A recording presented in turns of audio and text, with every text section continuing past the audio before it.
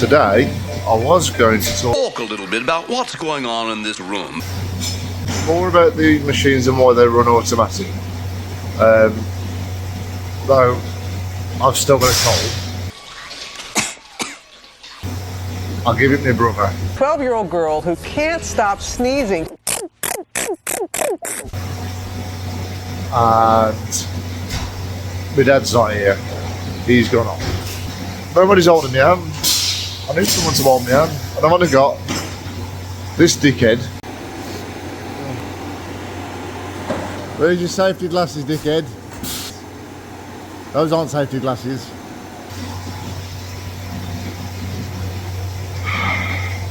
It's wrong, yes.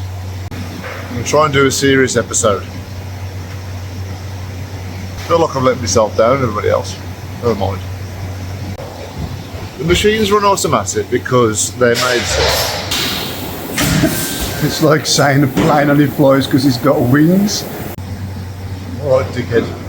I've talked about it before, but it's not the only reason why they run automatic. There is another very, very specific reason why they can run automatic, but most of them don't. It's to do with the tooling. Some very specific things that you need to do with the tooling. Firstly, your casting has to be designed in a way that it will release from the tool.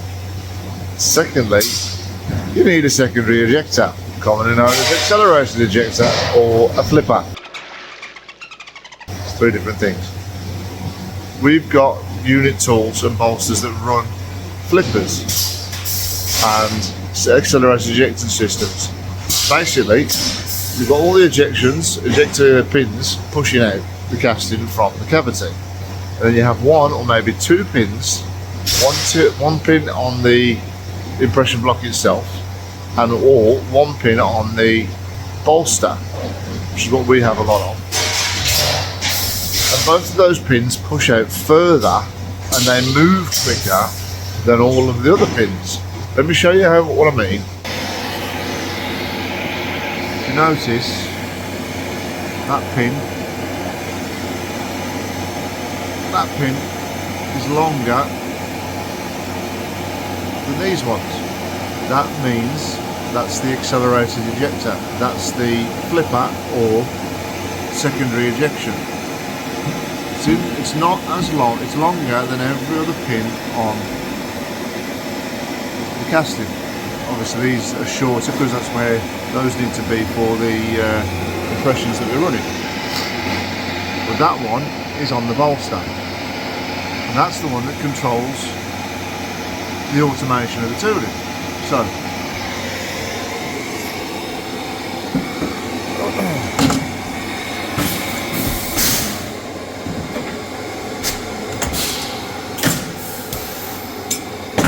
going to try and slow it down to see if you can see it when it ejects off.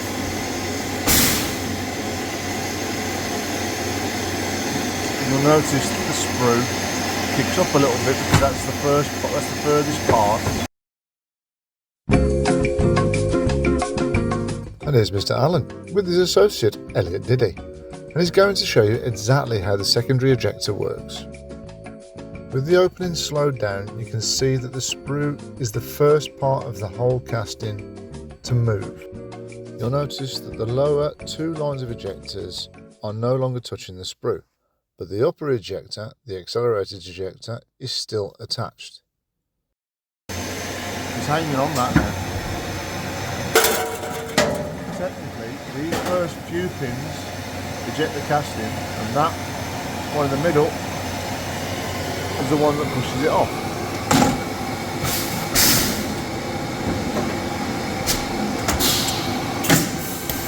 Just have a look from the top to see if you can see it working. Really.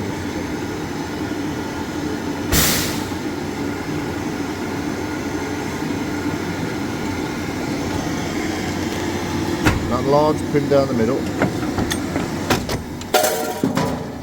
moves further out than all the other ones. And if you can see, I don't know if you can actually, you can see, oh it's working, come on, come on, come on, there we go. That little mechanism there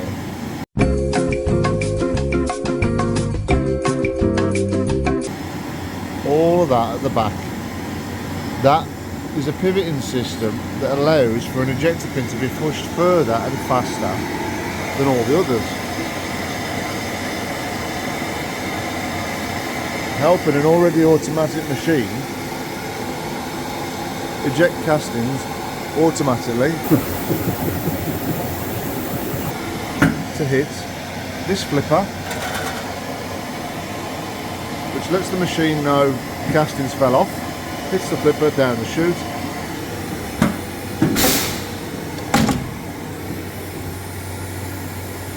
pull the automatic knob. If it gets to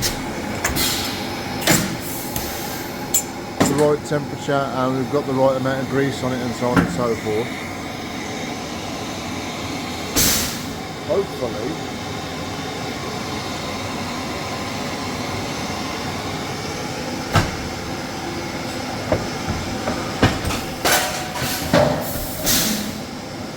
it runs automatically. So let's show you exactly in a detailed view of what the tooling actually looks like when it has secondary ejecting on. Right then, now here we have a bolster. This is the fixed half, that's where the metal gets injected into. That's called the collar. And this is the internal part which goes into where the collar is, and this is called the spreader. Basically it spreads the metal out, goes up the channel.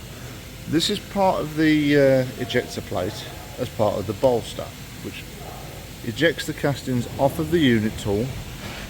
Here's the unit tool. This half goes on the moving half, which has got all ejector pins in it. Right, the ejection system here has ejector pins on the spreader. These are the ejector pins that go on the spreader, and you can see they're spring loaded, which allows the ejector plate to be pushed back.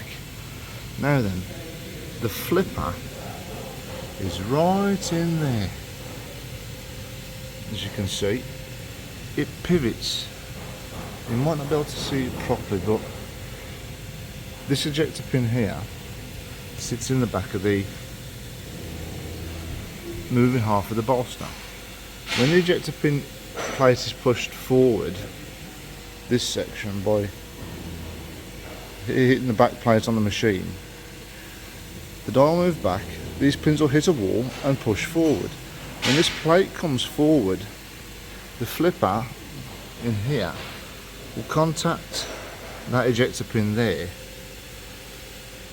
and move on its axis, which is there, and that plate that runs across the back will, that direction, that side will move in towards the back plate, and the opposite side will move towards the spreader. Now the pivot point is biased to in this case the right hand side where that ejector pin is. This side is shorter, so it's more biased to that side. So this means that that part of the flipper on the left hand side of the pivot point is a bit longer, which means that the ejector pin, when it's placed in the correct place, can move at least 2 or 3 mil further than all the other ejector pins. Now as the whole casting is ejected first, because that's what will happen, because these ejector pins, as you can see, sit further back, that one will move further and quicker in the same time.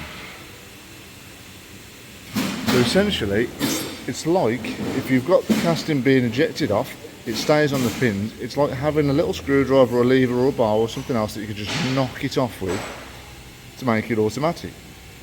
These are very, very clever, and they save you a lot of time when you're able to leave a machine running on its own.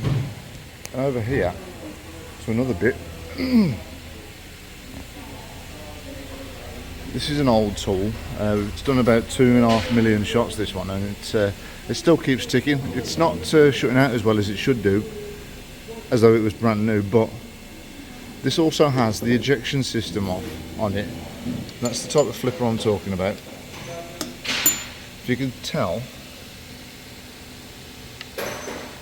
it's slightly biased.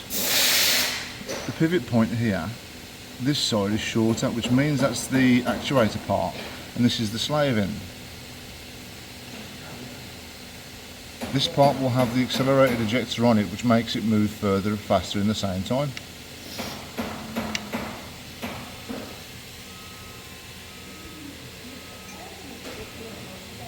Buongiorno, signora. Italiano, Italiano. Sorry, me not speak English. Me not speak English. Yeah. Yeah.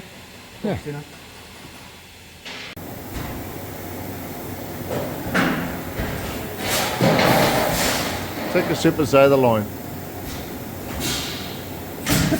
It's like saying a plane only flies because it's got wings.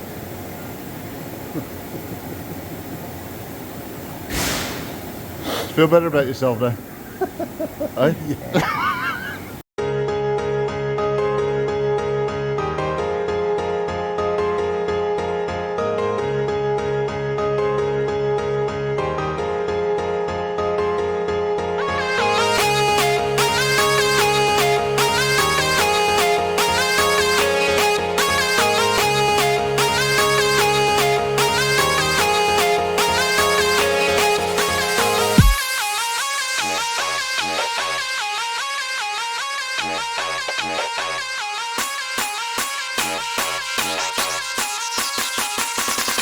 It's a 16 buff in the dark.